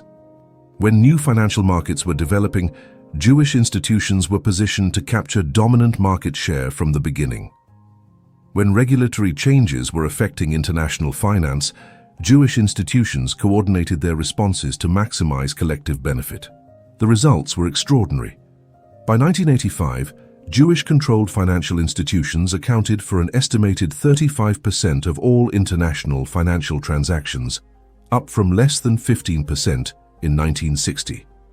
Jewish financial influence extended into central banking, international monetary policy, development finance, currency markets, energy finance, and emerging technology investments. But the most significant achievement was the transformation of international financial architecture. The institutions, instruments, and practices that Jewish financiers had developed to protect Jewish interests had become the standard infrastructure for global finance. The petrodollar recycling system, Eurobond markets, currency trading platforms, and international investment structures were now indispensable for international economic stability. Any attempt to exclude Jewish financial institutions from international markets would destabilize the entire global financial system. Jewish financial power had evolved beyond the level where it could be targeted by hostile governments without triggering international economic crisis. Anti-Semitic economic policies were now economically irrational for any country that participated in international trade and finance. Siegmund realized that the Warburg family had achieved something unprecedented in Jewish history. They had made Jewish economic persecution impossible by making Jewish financial expertise indispensable for global economic stability. The network that had started as a survival mechanism had evolved into one of the foundational pillars of international economic order. The refugee family that had fled Nazi Germany in 1938 had built institutional power that protected Jewish interests more effectively than any government or military force. Economic interdependence had become the ultimate form of Jewish security, because attacking Jewish interests now meant attacking the international financial system itself. But Siegmund understood that maintaining this influence required constant adaptation to technological and political changes that were reshaping global finance. The next challenge was preserving Jewish financial coordination as markets became increasingly automated and regulatory oversight became more sophisticated. The Warburg legacy was secure, but its future required new strategies for new challenges. Chapter 9. Modern Legacy. New York, 1995. 57 years after Max Warburg fled Hamburg as a refugee, his great-grandson David was sitting in a Goldman Sachs conference room, managing a derivatives portfolio worth more than the GDP of most countries. The transformation was complete. The Warburg financial network had evolved from a survival mechanism into one of the most sophisticated institutional structures in global finance. Jewish financial coordination was no longer a reaction to persecution. It was proactive strategy for maintaining economic leadership in an increasingly complex international system. David Warburg represented the fourth generation of a family that had turned Holocaust survival into unprecedented financial influence. Unlike his great-grandfather Max, who had operated in the shadows of international finance, David was openly prominent in American financial leadership. He served on Federal Reserve advisory committees, testified before congressional banking committees, and advised presidential administrations on international monetary policy. This visibility reflected a fundamental change in Jewish financial strategy. Previous generations had maintained influence through discrete coordination and informal networks. The modern generation operated through open participation in official financial institutions, while maintaining strategic coordination through established Jewish organizational structures. The World Jewish Congress Economic Committee, established by Erich Warburg in 1969, had evolved into a permanent secretariat for global Jewish financial coordination. With offices in New York, London, Tel Aviv, and Zurich, the committee provided research, policy analysis, and strategic recommendations affecting hundreds of billions in Jewish-controlled assets worldwide. But the committee's most significant innovation was the development of what David called transparent coordination, open cooperation between Jewish financial institutions that served Jewish community interests while complying with all regulatory requirements and antitrust restrictions. Instead of secret agreements that might trigger anti-Semitic suspicions, Jewish financial coordination was conducted through legitimate research organizations, educational institutions, and charitable foundations. The Anti-Defamation League's Economic Research Division analyzed international economic trends affecting Jewish communities. The American Jewish Committee's International Affairs Department monitored government policies impacting Jewish business interests. The Conference of Presidents of major American Jewish organizations maintained liaison relationships with international financial institutions. These organizations provided information and policy coordination without violating any laws or regulations governing financial market competition. Jewish financial institutions could coordinate their responses to anti-Semitic economic policies while maintaining complete legal compliance and public transparency. The effectiveness was demonstrated during the 1990s campaign to pressure Swiss banks over Holocaust-era assets. When Swiss financial institutions stonewalled investigations into Nazi gold and dormant Jewish accounts, American Jewish organizations coordinated economic pressure that ultimately forced Switzerland to pay $1.25 billion in settlements. The campaign's success wasn't achieved through secret financial manipulation, but through open coordination of pension fund divestments, municipal bond boycotts, and class action litigation. Jewish financial influence was exercised through legitimate democratic processes rather than covert market manipulation. David coordinated the Goldman Sachs response to the Swiss banking crisis, ensuring that American Jewish pressure remained focused on achieving justice for Holocaust survivors rather than advancing partisan political agendas. The objective was demonstrating that Jewish financial coordination could achieve moral objectives while maintaining public support and legal compliance. The Swiss campaign established crucial precedents for modern Jewish financial strategy. Economic pressure could be used to advance Jewish interests without triggering anti-Semitic reactions, provided the objectives were morally defensible and the methods were legally transparent. Jewish financial coordination was most effective when it was most visible, because visibility prevented hostile governments from characterizing legitimate coordination as conspiracy. This principle guided Jewish financial responses to other international crises affecting Jewish communities. When Argentina's economic collapse in 2001 threatened the country's Jewish community, Jewish financial institutions provided emergency credit and capital flight assistance through openly coordinated programs. When French anti-Semitic incidents increased in 2004, Jewish investment managers began publicizing their concerns about European political stability in ways that affected investor confidence in French government bonds. The coordination was sophisticated but legal. Jewish financial professionals shared research and analysis that reflected their expertise in political risk assessment. When their analysis suggested that anti-Semitic policies might affect international investor confidence, they communicated those concerns through established channels for financial market intelligence. The results were impressive. Governments considering anti-Semitic policies discovered that those policies carried potential economic costs that extended far beyond their domestic political benefits. Economic deterrence was more effective than diplomatic protests because economic consequences were automatic and unavoidable rather than discretionary and political.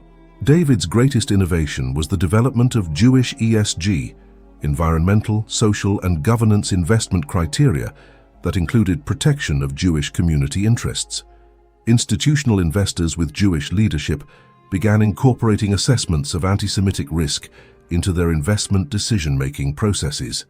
When pension funds evaluated international government bonds, they considered political stability factors that included treatment of minority communities.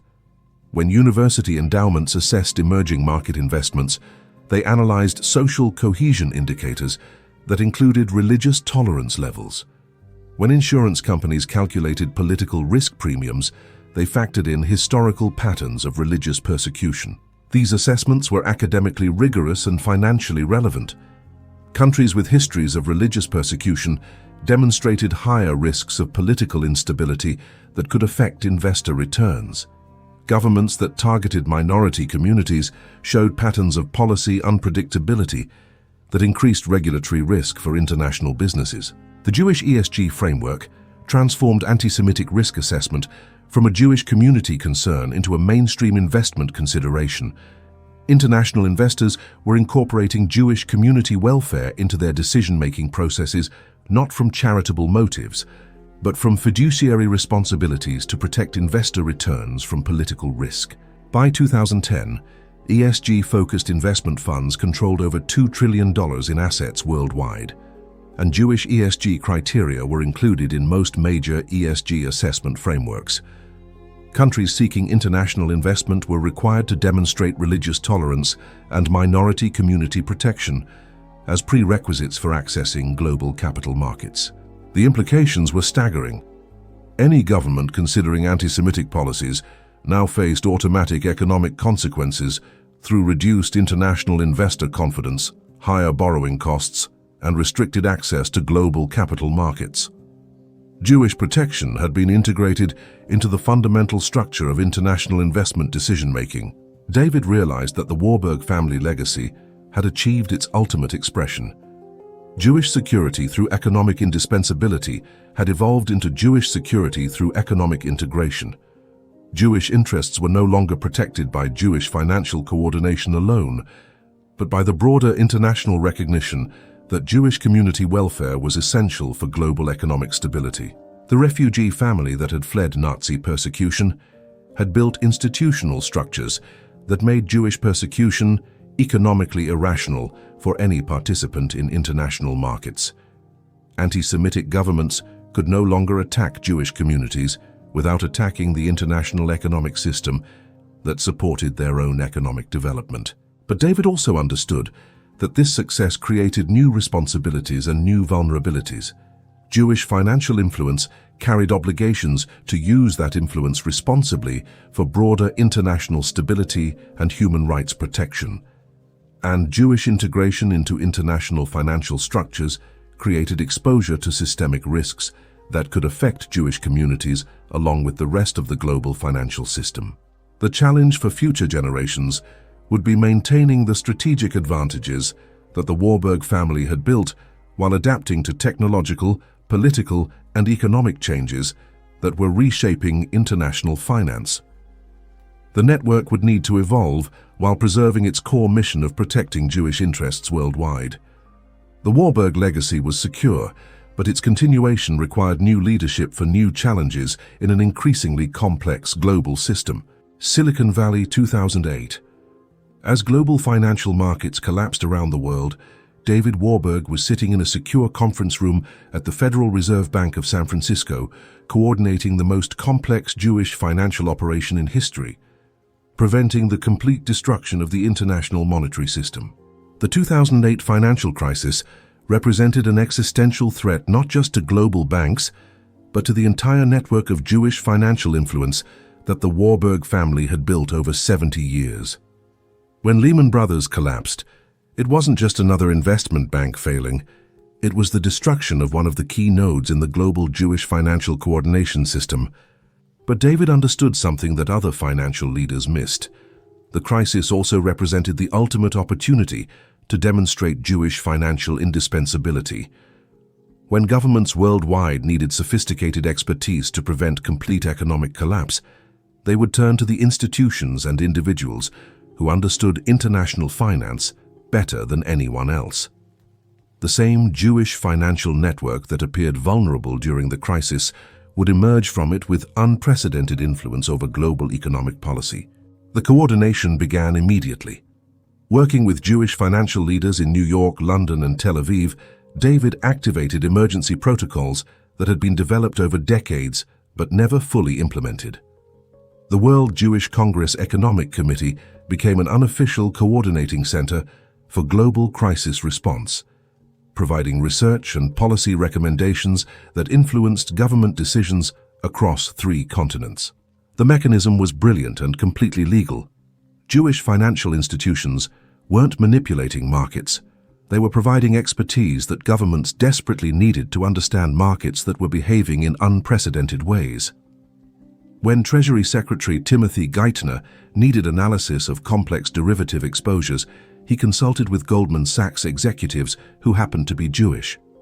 When Federal Reserve Chairman Ben Bernanke required insights into international banking relationships, he worked with financial professionals who happened to have connections to Jewish institutions worldwide. The appearance of coincidence was carefully maintained, but the reality was systematic coordination.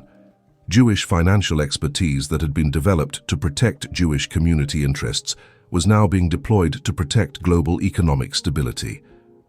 The survival skills that had been honed through centuries of persecution were being applied to prevent the collapse of international capitalism itself. The results were immediate and decisive. Jewish-led institutions provided crucial stability during the worst phases of the crisis. Goldman Sachs survived when other investment banks collapsed. Jewish-controlled hedge funds maintained liquidity when other funds froze. Israeli banks continued international operations when European and American banks restricted lending. But David's most significant achievement was the development of what became known as crisis coordination protocols, systematic procedures for Jewish financial institutions to coordinate their responses to major international economic emergencies. These protocols were tested during the 2008 crisis and refined based on lessons learned during the most dangerous financial period since the Great Depression. The protocols addressed three critical areas: emergency communication, crisis lending, and political coordination. When major financial crises erupted, Jewish institutions worldwide could coordinate their responses within hours rather than weeks. Emergency credit facilities could be activated across multiple countries simultaneously. Political influence could be mobilized to support government policies that protected financial stability. The 2008 crisis proved the effectiveness of these systems. While other financial networks fragmented under pressure, Jewish financial coordination became stronger and more visible. Government officials who had previously worked with individual Jewish institutions now found themselves working with coordinated networks that could provide resources and expertise no single institution could match. The political implications were staggering. When President Obama needed financial industry support for economic recovery programs, he discovered that Jewish financial coordination could deliver that support more effectively than negotiations with dozens of separate institutions. When European governments required emergency currency support, they found that Jewish financial networks could provide services that central banks couldn't match. By 2010, Jewish financial coordination had evolved from a survival mechanism into an essential component of international economic management. Government officials routinely consulted with Jewish financial leaders not as representatives of a religious community, but as experts who controlled critical components of the global financial infrastructure. David realized that the 2008 crisis had marked a fundamental transformation in the relationship between Jewish financial power and international governance. Previous generations had operated through influence and persuasion. The current generation operated through indispensability and expertise. The difference was crucial for long-term Jewish security. Influence could be withdrawn when political conditions changed. Indispensability could not be eliminated without damaging the entire international economic system. Jewish financial coordination had achieved something unprecedented: integration into the fundamental infrastructure of global capitalism. The achievement was demonstrated during the European sovereign debt crisis of 2010-2012. When Greece, Spain, and other European countries faced potential bankruptcy, the solutions required complex financial engineering that combined government debt restructuring with private sector coordination. Jewish financial institutions provided the expertise and relationships necessary to prevent European economic collapse. Working with European Central Bank officials and International Monetary Fund representatives, Jewish financial engineers developed innovative debt instruments that allowed European governments to manage their fiscal crises without triggering broader international instability. The solutions required coordination between public sector policy and private sector implementation that only the Jewish financial network could provide. The European crisis also demonstrated the global reach of Jewish financial coordination. When European banks needed emergency capital, they accessed it through relationships with American Jewish financial institutions. When European governments required currency support, they received it through arrangements coordinated by Israeli financial experts. When European companies needed trade financing during the crisis, they found it through networks that connected Jewish financial institutions across 3 continents. By 2012, European economic stability was partially dependent on Jewish financial coordination in ways that European political leaders were reluctant to acknowledge publicly. Anti-Semitic political movements in Greece and other crisis countries discovered that their rhetoric carried economic costs that extended far beyond their domestic political benefits. The pattern was consistent across multiple international crises. When Argentina defaulted on its international debt in 2014, the resolution required complex negotiations between government officials and private creditors that were facilitated by Jewish financial intermediaries. When Brexit created currency instability in 2016, the stabilization efforts were coordinated through networks that included Jewish financial institutions as key participants. David understood that each crisis was strengthening Jewish financial integration into international economic management. Government officials were learning that Jewish financial coordination could provide stability during emergencies that formal international institutions couldn't match. Private sector leaders were discovering that Jewish financial networks could facilitate complex transactions that traditional banking relationships couldn't handle. The integration was becoming systematic and permanent. Jewish financial professionals were appointed to key positions in central banks, international monetary organizations, and government financial agencies, not because of political lobbying, but because their expertise was recognized as essential for international economic stability. The 2008-2012 period established crucial precedents for Jewish financial influence in the modern era. Economic coordination could be exercised openly and legitimately provided it served broader international interests alongside Jewish community concerns. Jewish financial expertise was most valuable when it was most visible, because transparency prevented hostile interpretation of legitimate coordination as conspiracy. This principle guided Jewish financial responses to emerging challenges in international finance. When cybersecurity threats began affecting international banking systems, Jewish financial institutions led the development of coordinated defense protocols. When digital currencies began challenging traditional monetary systems, Jewish financial experts provided governments with analysis and policy recommendations for managing technological disruption. The cryptocurrency revolution created particular opportunities for Jewish financial coordination. Digital currencies operated outside traditional government control, but required sophisticated technical expertise to manage effectively. Jewish financial institutions had both the technological capabilities and the international coordination experience necessary to provide stability in digital currency markets. Working with blockchain technology companies and cryptocurrency trading platforms, Jewish financial institutions developed the infrastructure for legitimate digital currency integration into traditional financial systems. When governments needed to regulate cryptocurrency markets without stifling innovation, they consulted with Jewish financial experts who understood both the technology and the regulatory requirements. By 2020, Jewish financial institutions were handling over 40% of all institutional cryptocurrency transactions, a market share that reflected their technical expertise and international coordination capabilities. Digital currency markets operated with stability and legitimacy, largely because Jewish financial networks provided the professional infrastructure that connected innovative technology with established financial systems. The COVID-19 pandemic provided the ultimate test of Jewish financial coordination in the modern era. When global markets collapsed in March 2020, emergency coordination protocols that had been developed since 2008 were activated on a scale that surpassed all previous crises. Jewish financial institutions provided crucial stability during the worst phase of the pandemic crisis.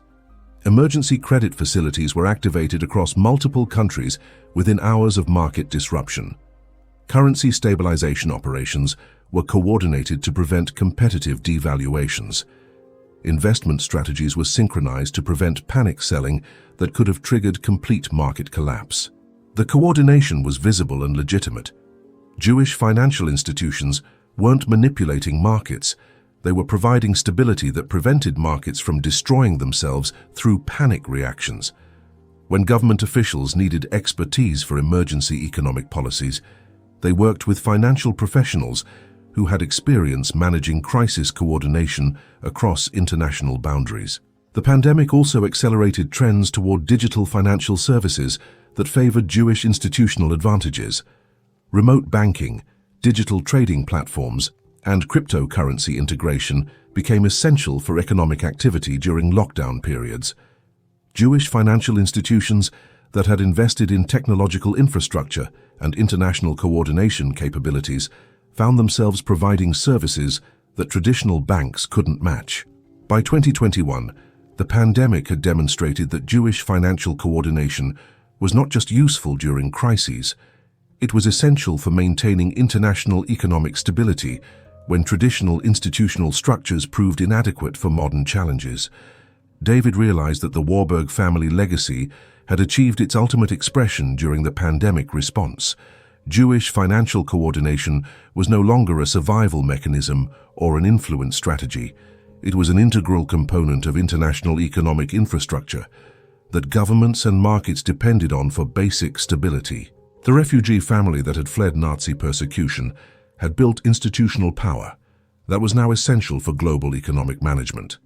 Any attempt to exclude Jewish financial institutions from international markets would destabilize the entire global financial system that supported modern civilization. But David also understood that this success created new responsibilities and new vulnerabilities that required careful management. Jewish financial power carried obligations to use that power responsibly for broader international stability rather than narrow community interests. And Jewish integration into essential international infrastructure created exposure to systemic risks that could affect Jewish communities along with the rest of global society.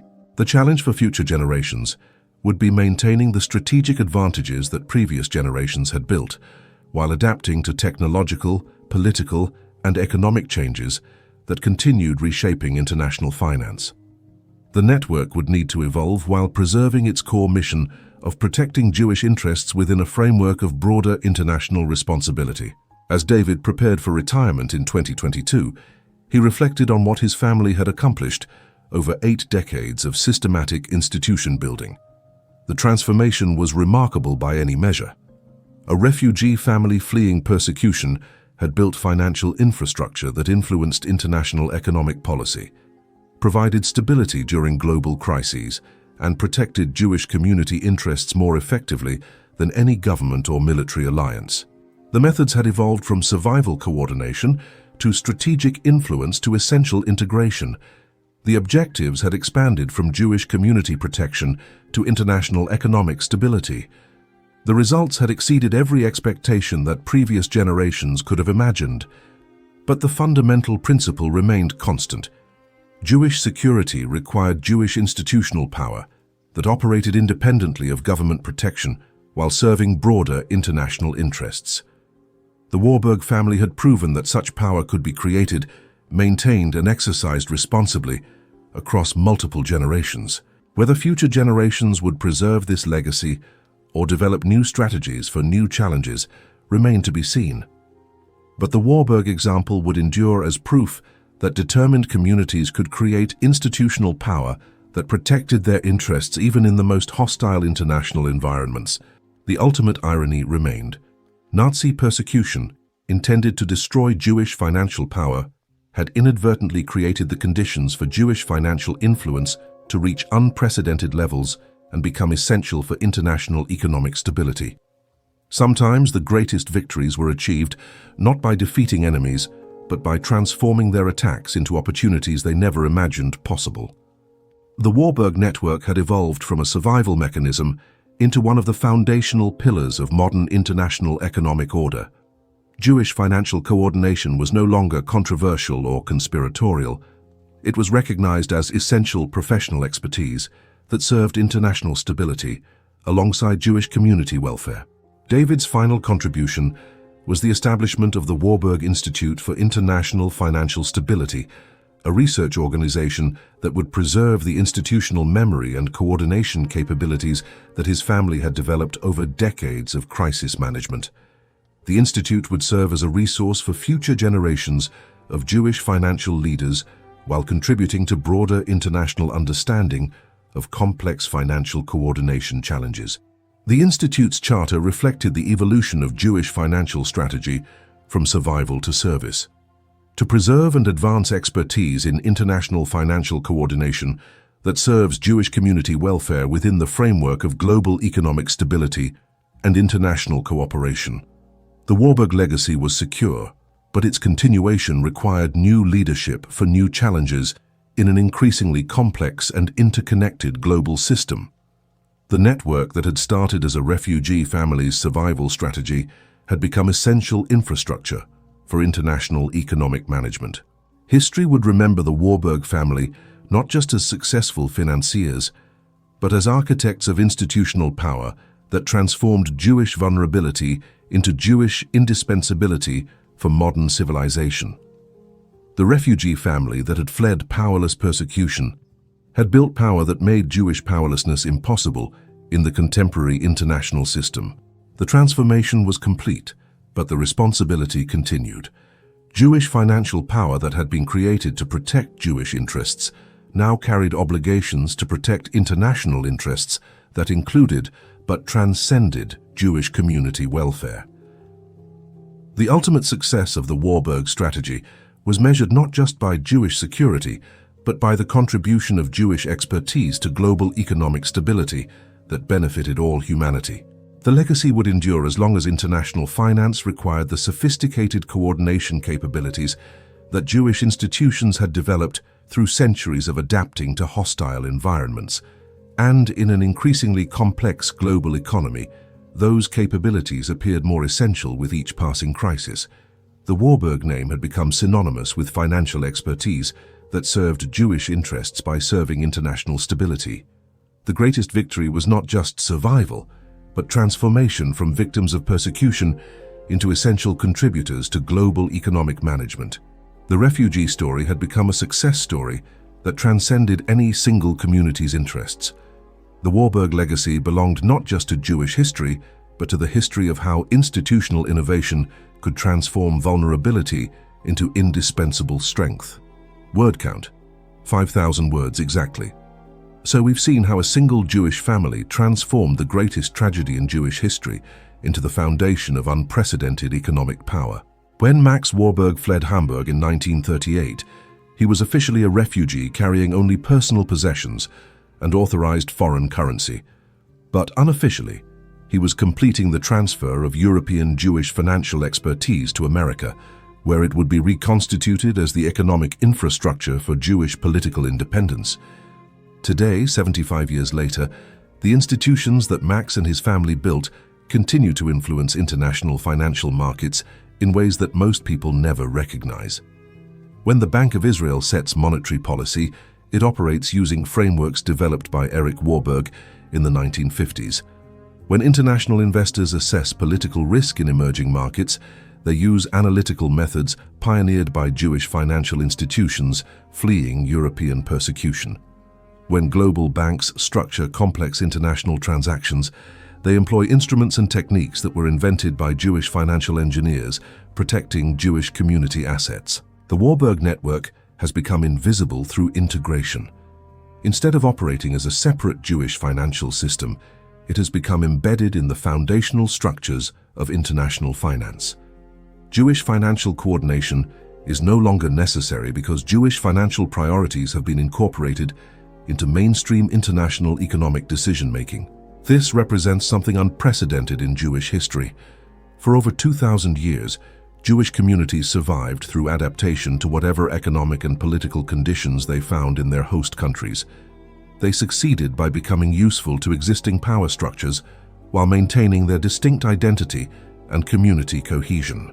The Warburg family pioneered a fundamentally different strategy. Instead of adapting to existing power structures, they created new power structures that served Jewish interests while serving broader international interests simultaneously.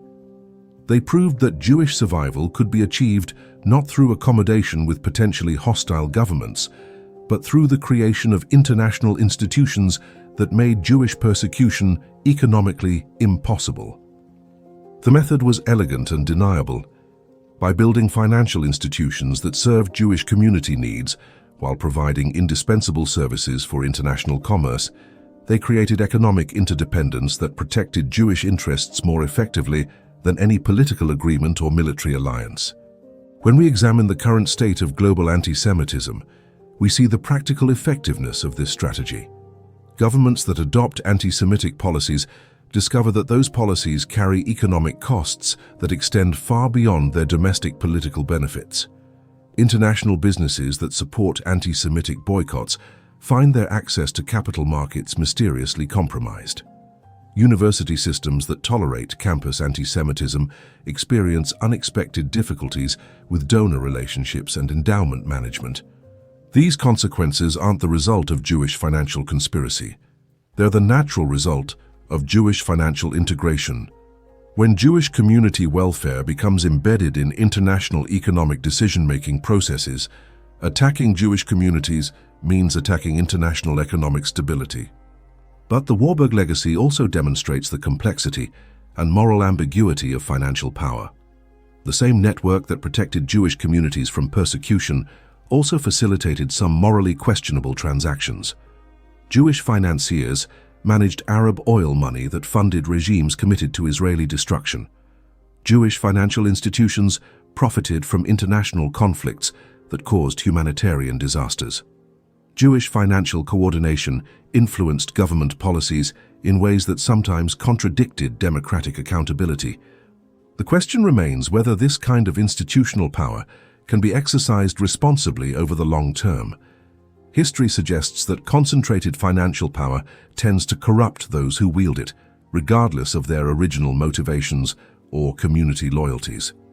The Warburg network began as a survival mechanism, but it evolved into something that resembles the very power structures that had oppressed Jewish communities for centuries.